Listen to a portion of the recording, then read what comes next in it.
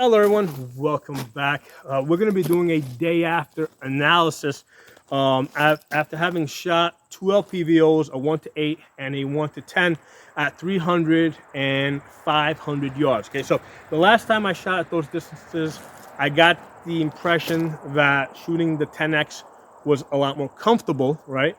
But I didn't quite understand why, so I had to kind of go back and figure it out. Okay, so over here we got the primary arms 1-8 PLX on a 16-inch palmetto, and over here we got the primary arms 1-10 GLX on an 18-inch palmetto. Okay. So I set my targets up at both 300 and 500. Oh, actually it's the same target. I was just moving back. So I had these two targets side by side, and first I shot it at 300 yards. With the PLX and its max magnification, which is 8x. Okay, so at 8x, I took 5-shot group, and these are the ones with the circles here: 1, 2, 3, 4, 5. So we got 4 shots here that are clustered together, and 1 off down here. The total group was 8.5 inches. I'm going to discard out of both of these. I'm going to discard the worst shot. Right. So we're going to look at the best 4 out of 5. Okay. So the best 4 out of 5 on the 8X was 5.5 inches at 300 yards. Okay, so 5.5 inches at 300 yards works out to a 1.8 MOA. Okay, so that was with the 1-8 PLX. Then I shot the 1-10 GLX at the 300 yards. So I did the same thing. I took 5 shots. 1, 2, 3, 4, and then the 5th one. On both of these, it looks like I pulled one down. So the total 5 shots here was 4.5 inches. I'm going to do the same thing. I'm going to discard the worst shot and look at the best 4 out of 5. So the best 4 out of 5 here was 4 inches. Okay. So that works at 300 yards. That works out to a 1.3 MOA. So the 8X gave me a 1.8 MOA. The 10X gave me a 1.3 MOA. So here's the thing. These two are close enough, okay, that, remember, over that kind of a distance, the wind can pick up. I'm going to call both of these a 1.5 MOA, okay, because I think if I shoot this enough, you're going to see some variation. I believe they're both going to average out to about 1.5 MOA, right? The fact that this one is 1.8 MOA and the other one's 1.3 MOA, that's an insignificant difference, okay, over 300 yards, okay? So both of these, 8X and 10X, I shot, let's call that 1.5 MOA. So then I moved back to 500 yards, right? At 500 yards, and first I shot the 1-8, okay? And we got 1, 2, 3, 4. The 5th one hit somewhere over here. And actually, at 500 yards, I didn't see the impact, but I saw the dust cloud off to the left over here. So I knew one shot went off to the left. So we're going to talk about why that happened in a minute.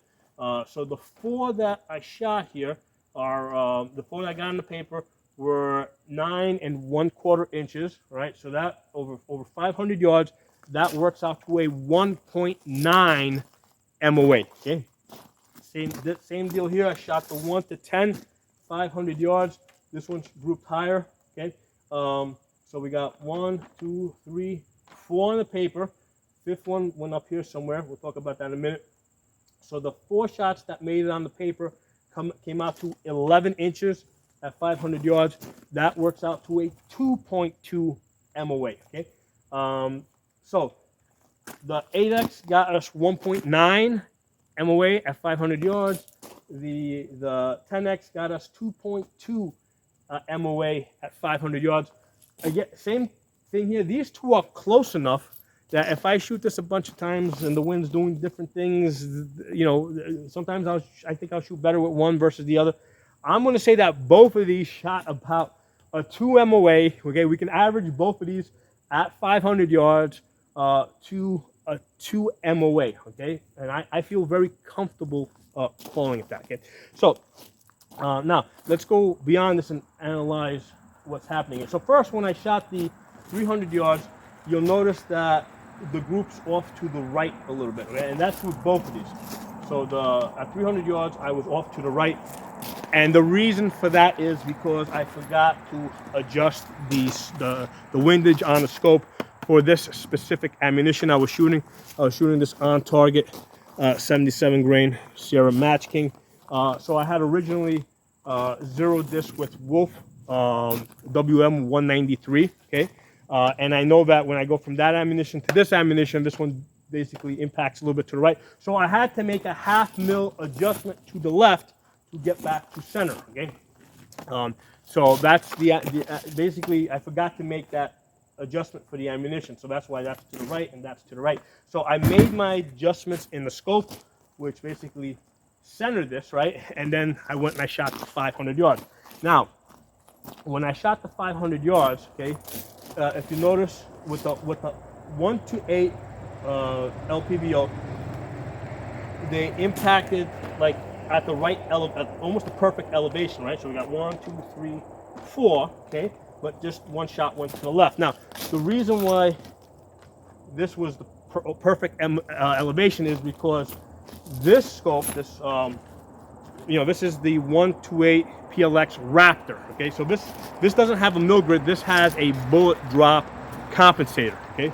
So the lines on this aren't mill lines. They're specific. They're specific to the to 5.56. So that's why the elevation came in perfect. Now, the reason why one of the shots went off to the left, when I'm looking at that line, right?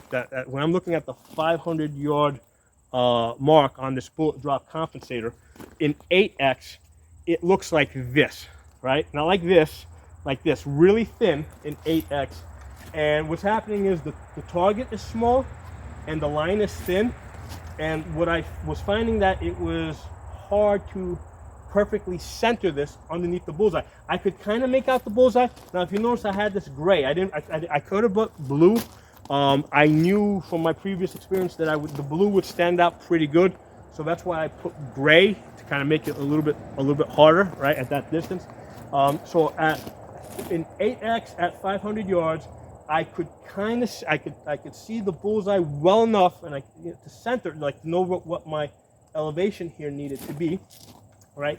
So now it's a question of centering it, and the issue I was having is this being so thin and the target being so small, it was hard for me to center on the target. So what I think, instead of being here, I was probably like here somewhere, right? Just a little bit off to the left, and that's why this group, even after I made that adjustment for the ammunition, which I knew was like dead balls accurate right down the center, I still shot left because my hold was just a little bit off to the left, because I was unable to see, I was unable to judge the equal distance of the, on either side of the target. Okay, when I shot it in 10x, right?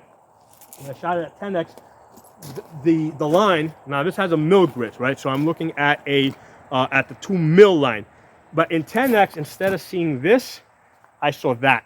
Okay, it was a thicker line. So, and also the target itself was bigger. Okay, so now I'm seeing this on the bigger target, and I'm able to center this on the target. Again, I could see the bullseye. It's grayish on white, so it wasn't easy to see the bullseye, but I could see it. But I could definitely see the edges of the paper. I could see the edges of the line here, and I could center this, and that's why these 4 hits, 1, 2, 3, 4, are right down the center of the paper. Okay? There was like, I'm not gonna say that there was no wind, right? Because there's always wind, but it was a very light wind. Okay, and I think it was mostly pushing from behind, so that's why it actually went right down the center. So I was able to hold right in the middle, right, equal light on either side of the mill line I was using, and that gave me 4 hits right down the center. Now, if you notice, the impacts here are higher, right, and then the miss went up here. This one went to the left. We already discussed why, right, because I had the thinner thing and I was apparently holding a little bit to the left. This one went high here because on this one, I don't have a bullet drop compensator. I have mill lines, okay, and I'm basically using the 2 mil line, which I know is, I know it's pretty close to, to the 500 yard, what would be the 500 yard mark on the bullet drop compensator. So because it's not a dedicated bullet drop compensator, my group went a little bit high, and one of my shots went over the target. Okay, so so that explains why this one missed high, whereas this one missed left. Okay, so what I should have done here, I don't know if I could have done better with this, because on this one, again, thin line, really small target, really hard to center. I mean, I don't know if it's possible for me, right, with my eyes to do better, right? On this one over here, that was a mistake on me, right? Because I should have known that, hey, at 500 yards, my impacts, if I'm using that field line, at 500 yards, I'm going to be a little bit high. What I should have done is, instead of being here, I should have just like brought it down a little bit more, okay? And then I would have been able to center. So that is more of an error on my part, of not knowing what the proper hold is. Okay, so over here we can see the benefit of having a dedicated bullet drop compensator, right? Where your elevation, is going to be dead on, right? Whereas here, if you're using mill lines, you got to know. Now, for the most part, the mill lines do, like, the 2 mil line corresponds very closely to 400 yards, and the 3 mil line corresponds very closely to 500 yards, but it's not perfect. Okay, it's not perfect because it's not a bullet drop compensator. They're mill lines. Okay, so that's one of the things to be aware of. If you're picking a bullet drop compensator versus mill lines. Now, this bullet drop compensator is basically set to 5.56. What if you're shooting some different caliber? Now your bullet drop compensators may not work as well. Whereas with the mill lines, you're able to, okay, it doesn't matter. I mean, the mill lines, it doesn't matter what rifle you throw it on. In all cases, you just got to know what the proper holds are. Okay? So that's the difference between using a bullet drop compensator that's specific to a caliber versus using general mill lines that are standardized regardless of what caliber you're using. Okay?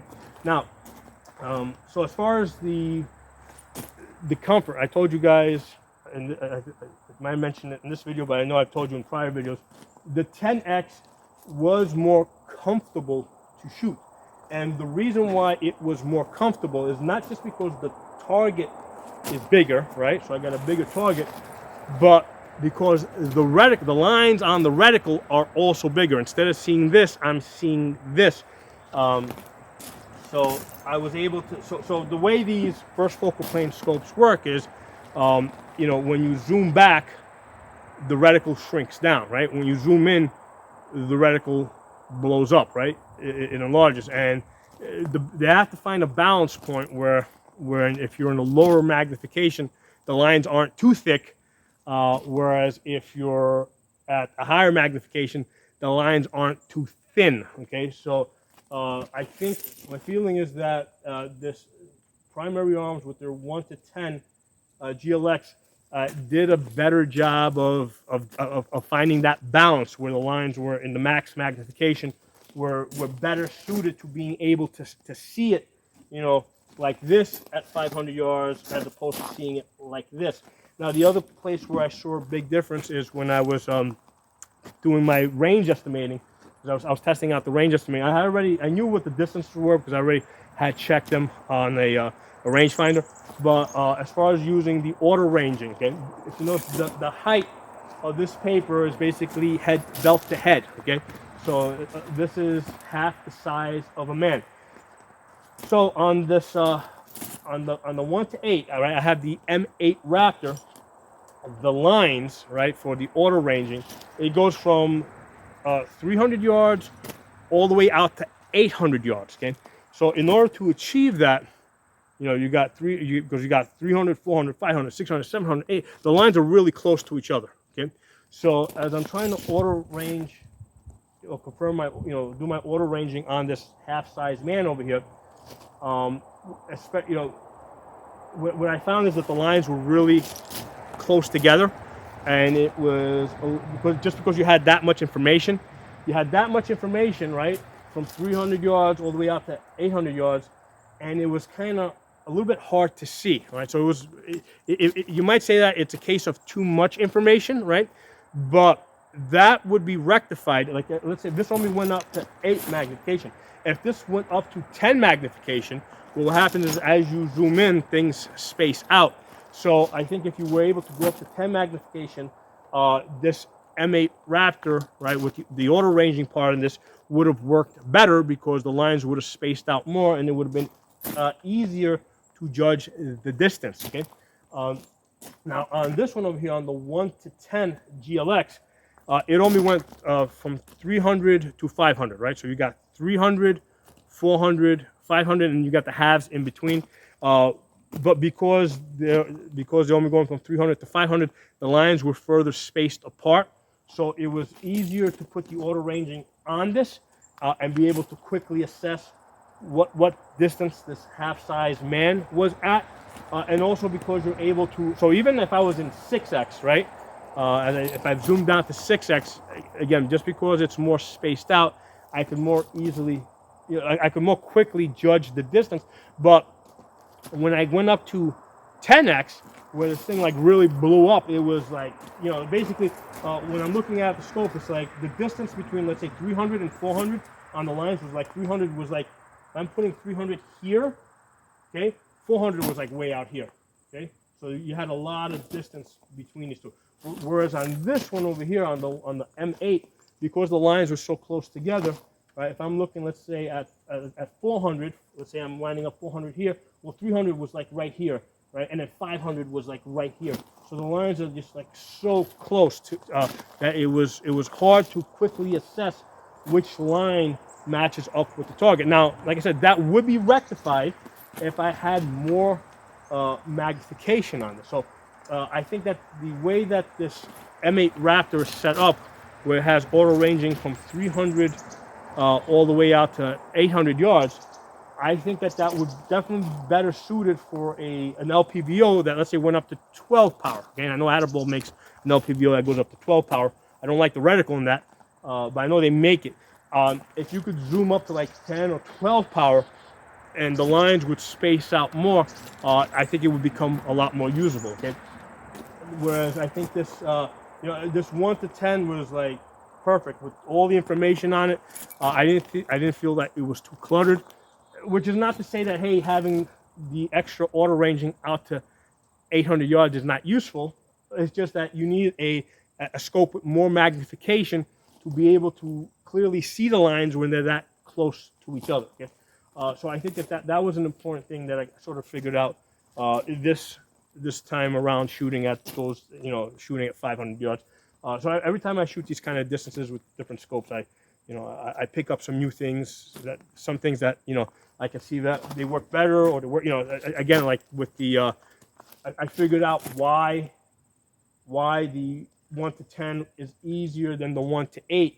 It's not just that the target here is smaller and the target here it's bigger, but the hold line that I'm using is also thinner here, right, in 8X versus it being thicker here in 10X, okay?